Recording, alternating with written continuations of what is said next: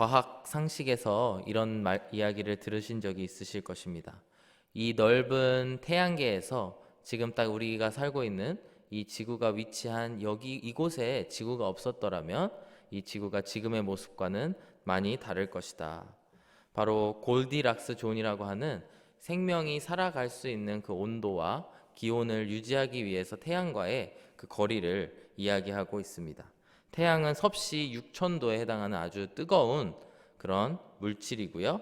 또 그거에서 가까우면 가까울수록 이 기온이 올라가게 되고 멀면 멀수록 추워지게 됩니다. 우리와 가까운 금성은 480도나 되는 온도라서 우리가 그곳에 실질적으로 살지 못하고요. 또 우리보다 조금 먼 그 화성은 영하 140도에서 120도에 이르는 온도라고 합니다. 지구의 평균 기온은 17도로 우리 인간들이 살아가기에 아주 좋은 그런 온도를 유지하고 있습니다. 그것이 태양과의 그 적절한 거리감이 있기 때문에 그것으로 인해서 이것이 생명이 유지될 수 있다라고 과학적으로 이야기를 합니다. 우리와 하나님과의 관계에 있어서도 이와 같은 생각을 하시는 분들이 많이 있습니다.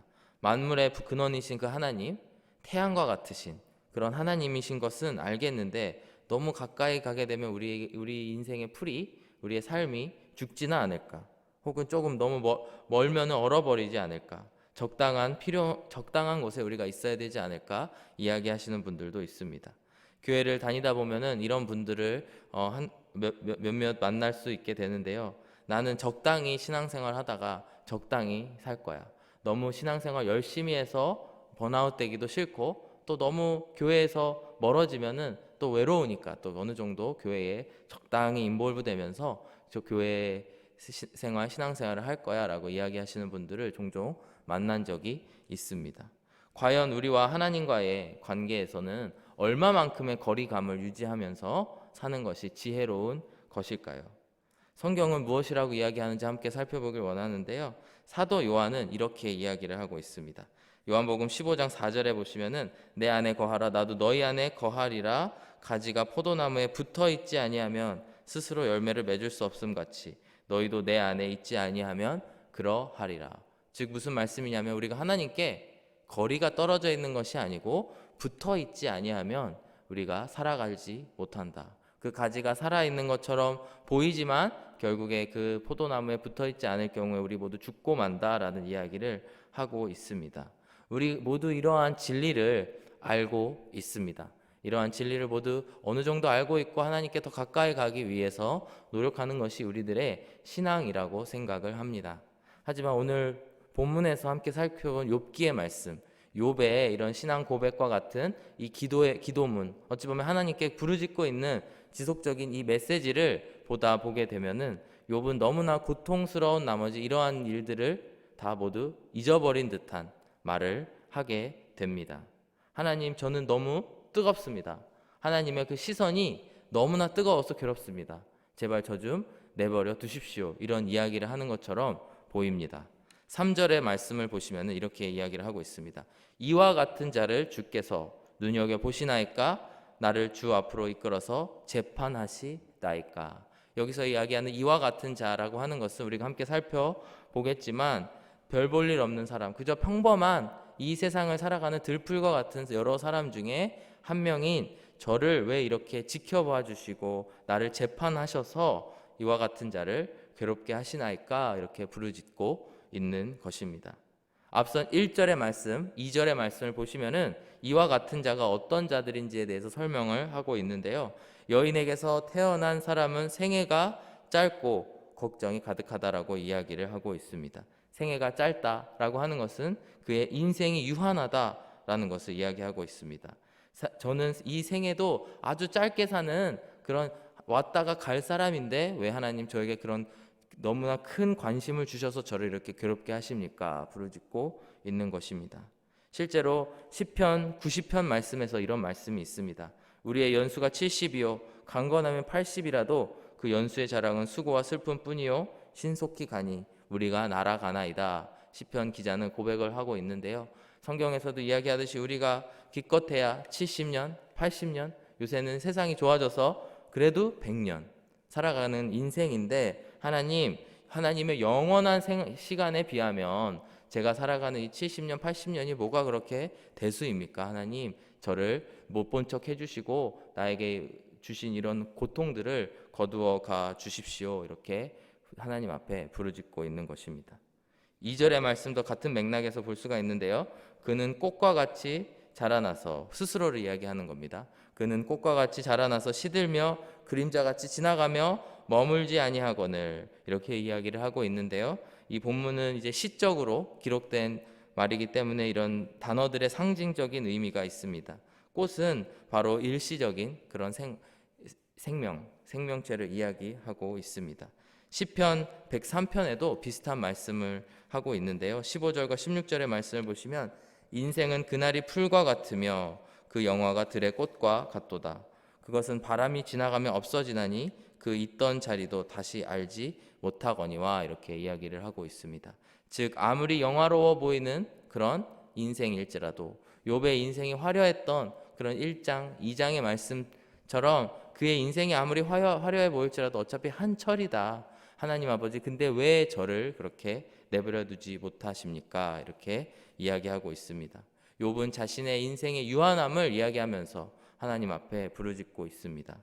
또한 두 번째로 어떠한 인생인가, 이러한 사람들이 어떠한가, 무능한 사람임을 스스로 하나님 앞에 이야기하고 있습니다. 1절의 말씀에서 보시면은 그 생애가 짧은데 그 생애에는 걱정이 가득합니다. 이렇게 이야기를 합니다. 걱정이 가득하다는 것은 여러 문제들, 그런 걱정거리들을 해결할 능력을 갖지 못하는 그런 사람이라는 것이죠. 4절의 말씀도 보시면은 이와 연결이 되는데요. 누가 깨끗한 것을 더러운 것 가운데서 낼 수 있으리까? 하나도 없나이다. 즉 나는 더러운 사람이고 깨끗하지도 못할 뿐더러 깨끗한 것을 만들어내지도 못하는 그런 능력이 없는 사람입니다. 주님, 제발 저에게서 시선을 거두어 주십시오. 이렇게 이야기를 하고 있습니다. 5절의 말씀이 이제 절정에 이르게 됩니다. 그의 날을 정하셨고 그의 달수도 주께 있으므로 그의 규례를 정하여 넘어가지 못하게 하셨습니다. 주님, 저를 살려 주십시오. 이렇게 이야기를 하고 있습니다.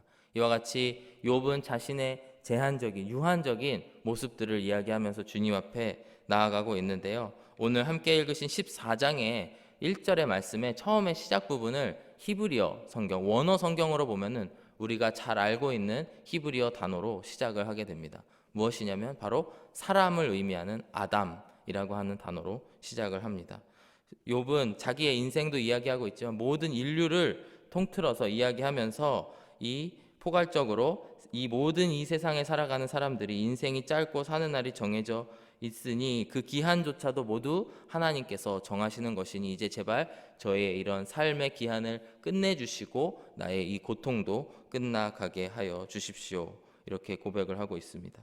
여기까지만 살펴보게 되면은 사실은 이 세상을 살아가는 믿음이 없는 사람들과 별반 차이가 없어 보입니다. 어찌 보면은 자기의 신세를 한탄하고 있고 어찌 보면 하나님을 탓하고 있는 것처럼 보일 수도 있는데요. 3절 이하의 말씀을 함께 살펴보시면서 오늘 욥이 가졌던 그런 거룩한 모습들, 욥이 가졌던 신앙적인 믿음의 모습들이 무엇인가 이 시간 함께 살펴보고 말씀을 마무리하길 원합니다.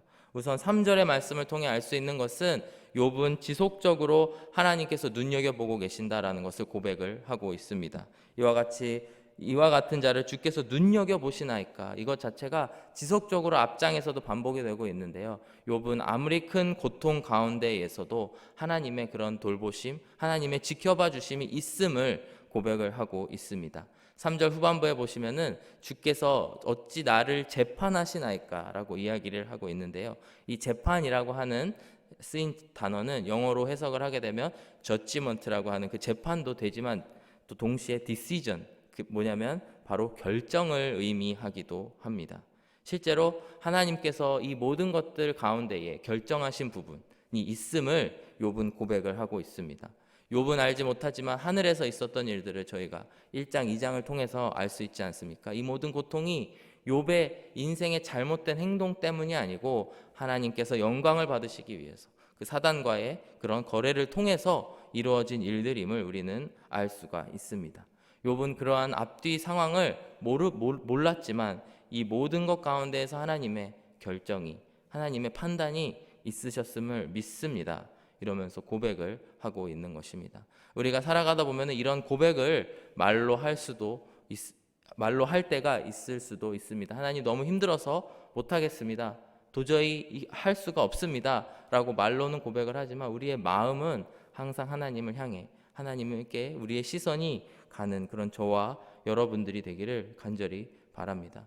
욥은 그러한 시선, 그러한 믿음이 있었기 때문에 그 가운데에 엄청난 고통 가운데에서도 희망을 찾을 수가 있는데요. 7절 이하의 말씀을 보실 텐데 그 자연 현상들을 통해서 하나님의 희망을 찾아내게 됩니다. 7절 말씀은 이렇게 이야기합니다. 나무는 희망이 있나니 찍힐지라도 다시 um이 나서 연한 가지가 끊이지 아니하며 그 뿌리가 땅에서 늙고 줄기가 흙에서 죽을지라도 물기운이 um이 돋고 가지가 뻗어서 새로 심은 것과 같다. 이렇게 고백을 합니다. 약간 욥은 여기서 이제 나무를 약간 시적으로 표현을 하고 있는데요. 나무를 부러워하고 있는 것. 차라리 저 나무가 나의 인생보다 낫다라는 것을 이야기하면서 하나님께서 나무는 찍힐지라도 그 나무가 찍힐지라도 다시 um이 나서 연한 가지가 나오지 않습니까? 심지어 그 뿌리가 나무의 뿌리가 생명을 공급받는 그 뿌리가 흙 가운데에서 죽을지라도 물기운이 um이 돋아서 다시 새롭게 되지 않습니까? 이렇게 이야기를 합니다. 특별히 우리는 9절에 나오는 그 물기운이라고 하는 단어를 좀 집중해서 보기를 원하는데요. 여기서 물기운의 기운이라고 하는 단어는 히브리어 원어로는 레아흐라고 하는 단어입니다. 레아흐라고 하면 혹시 히브리어를 조금이라도 아시는 분들은 뭔가 비슷한 단어가 있는데 저 레아흐라고 하는 단어와 비슷한 발음의 단어를 들어본 적이 있는데 생각하실 수도 있을 것 같습니다. 뭐냐면은 바로 하나님의 숨결, 그 생기를 의미하는 루아흐라고 하는 단어, 하나님의 그 숨결을 생기를 이야기하고 있는 루아흐와 같은 그런 그 단어와 같은 자음을 가지고 있는 단어입니다. 즉 뭐냐면은 시적 표현으로 욥은 어떤 기도를 하고 있냐면 하나님 아버지 저 나무에게는 물의 기운을 주시지 않습니까? 레아흐를 주시는데 왜 인간인 나에게는 하나님의 루아흐 그 생명의 김을 저에게 주지 않으십니까? 나를 이 모든 걸 이겨낼 수 있는 그런 힘을 주시지 않으십니까? 이렇게 이야기를 하고 있습니다. 이와 같이 욥은 하나님께 부르짖으면서도 그 안에 하나님을 탓하는 것처럼 배신한 것처럼 이야기가 들릴지도 모르지만 그 안에서는 모든 생명 대신 하나님, 생명을 공급해 주시는 하나님 것은 오직 하나님이심을 고백하고 있다라고 하는 것입니다. 여담입니다만 아담이라고 하는 단어는 흙이라는 의미를 가진 아다마에서 나왔습니다. 파생된 단어입니다. 즉 아다마, 그 흙이 하나님의 루아흐를 만났을 때 아담이 될 수 있는 것처럼 우리 가운데에서도 늘 하나님의 그 공급하심, 하나님의 생명의 공급하심을 늘 바라면서 살아가시는 저와 여러분들이 되시기를 간절히 바랍니다. 마태복음 6장 26절의 말씀을 보시면 이런 말씀이 있습니다. 공중의 새를 보라, 심지도 않고 거두지도 않고 창고에 모아 들이지도 아니하되 너희 하늘 아버지께서 기르시나니 너희는 이것들보다 귀하지 아니하냐. 너희 중에 누가 염려함으로 그 키를 한 자라도 더할 수 있겠느냐. 즉 하나님께서는 공중에 나는 새보다도 우리를 귀하게 여기시고 또 땅에 있는 그 백합화보다도 모든 그 영광, 빛난 영광을 우리에게 주신다라고 말씀하셨습니다. 6장 30절 말씀해 보시면은 오늘 있다가 내일 아궁이에 던져지는 들풀도 하나님이 이렇게 입히시거든 하물며 너희일까 보냐 믿음이 작은 자들아. 오늘 말씀 이 마태복음 말씀은 무엇을 이야기하고 있냐면 이 땅에 나오는 그 모든 생명체들보다도 너희가 더 귀한 자녀들이다. 하나님의 자녀들이다. 그러니 욥의 고백처럼 저 나무도 레아흐를 받아서 살아가는데 우리를 하나님께서 못 본 척 하시겠습니까? 우리의 모든 염려와 고난을 하나님 앞에 가지고 나아가야 되는 그 줄로 믿습니다.